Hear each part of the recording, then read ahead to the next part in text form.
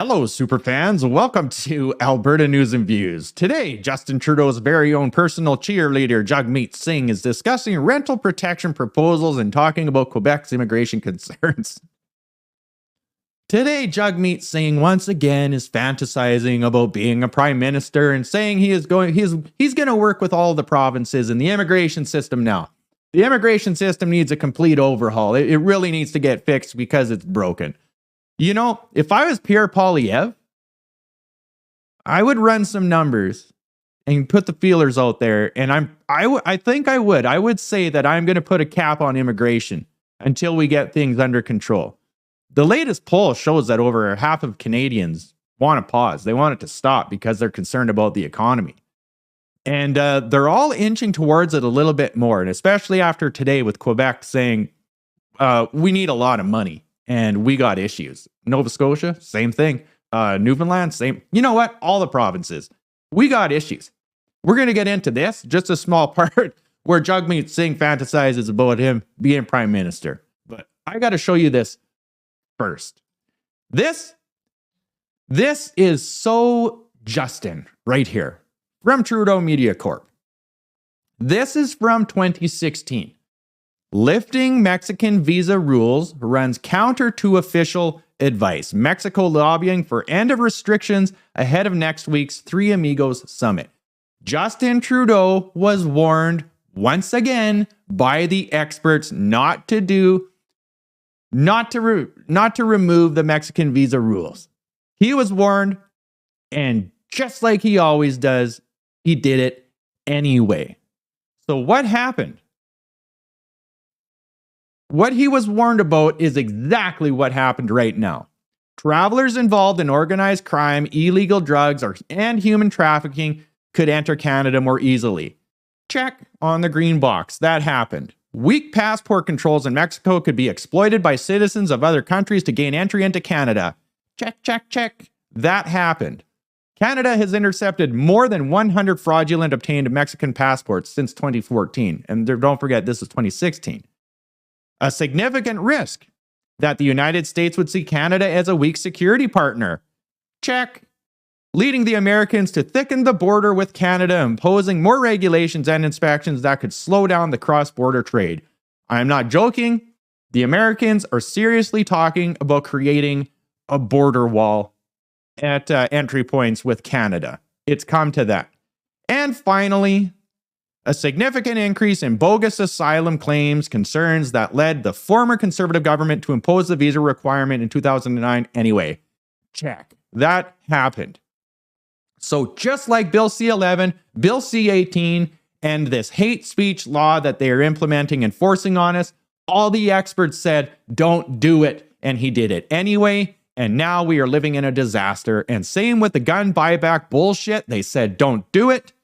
It will do nothing but create chaos and cost billions of dollars. And that is exactly what's happening with the gun buyback bullshit. So today, Immigration Minister Mark Miller says, Canada stands to save billions of dollars with Mexican visa requirements. So they re-implemented it. And Mark Miller is saying, well, yeah, we just saved you billions of dollars. And it's like, no.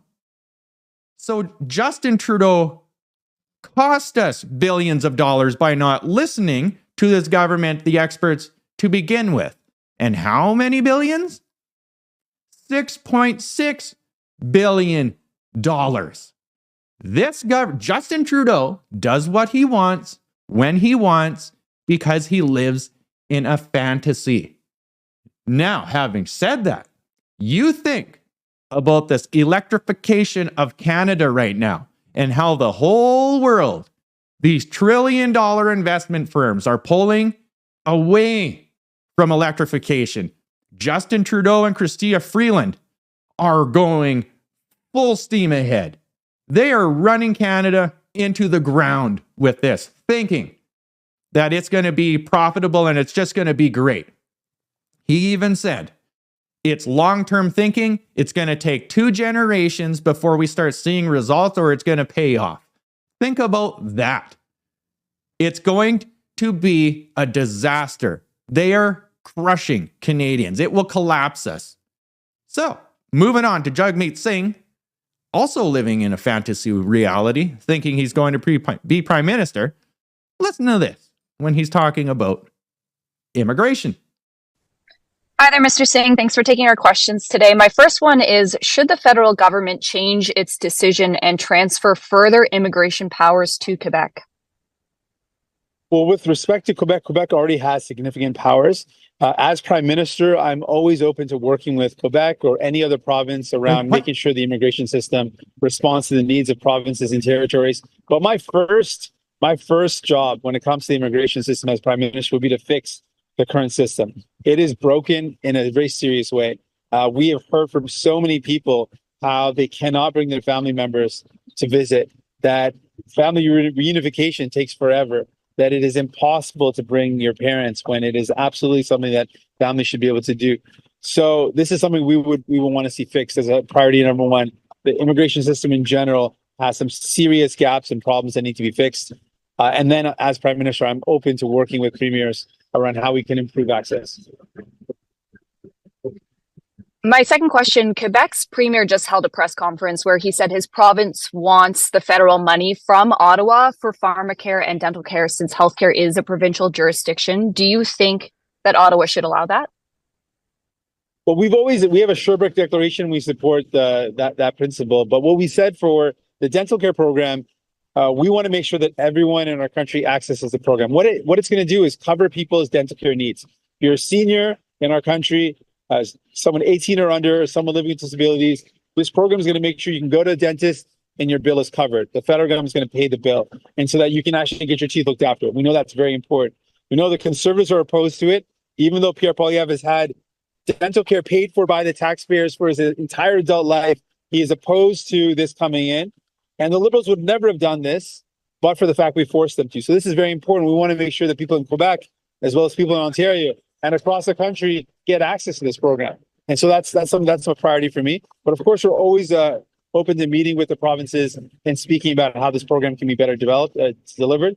And with respect to pharmacare, it's also something that's going to benefit the people of Quebec and the rest of the country. We want free birth control and free diabetes medication and devices. That's going to change people's lives to be able to have access to these very important services, these important medications.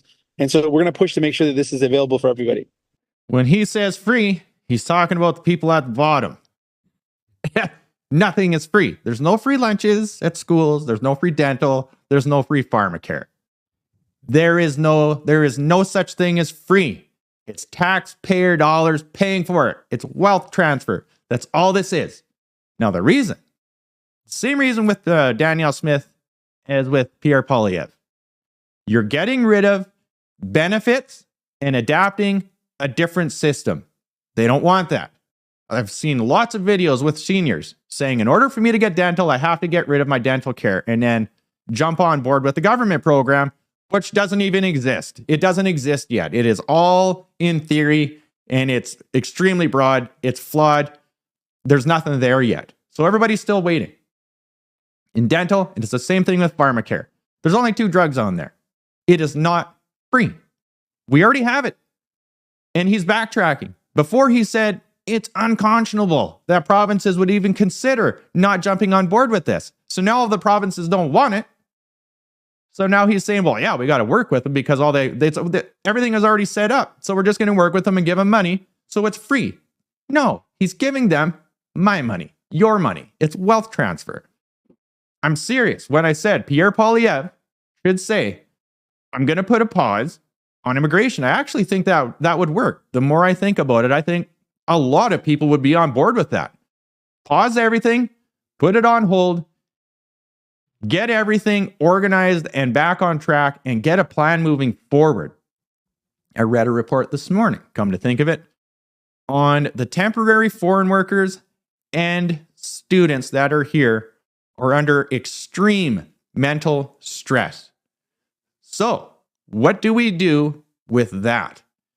Either send them back, I don't know, you reimburse them, but they can't find anything for them. They're under extreme pressure because of the cost of living. They're living the Canadian dream right now, is what it is.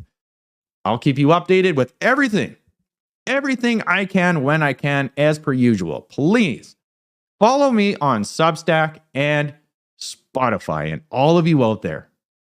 Like, share, and take care. If you don't laugh, you will cry. Take care.